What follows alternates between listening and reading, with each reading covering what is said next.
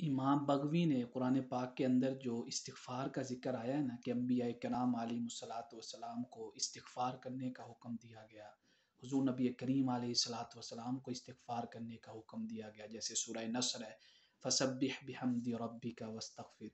تو امام بغوی نے اپنی تفسیر بغوی کے اندر بڑی پیاری بات لکھی، بڑی خوبصورت اور حسین انداز میں اس مسئلے کو سمجھایا ہے۔ علماء تو یہ بیان کرتے ہیں، وہ بھی صحیح ہے، کہ جو نبی استغفار کرتا ہے، کیونکہ نبی معصوم ہوتا ہے اور مغفور ہوتا ہے،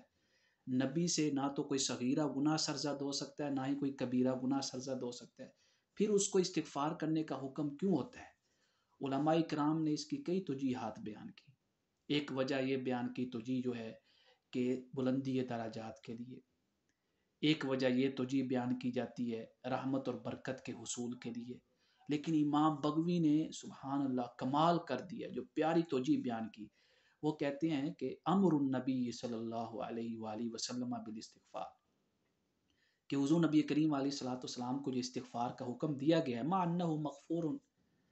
اس کے باوجود کہ حضور نبی کریم علیہ الصلوۃ والسلام مغفور و معصوم ہیں،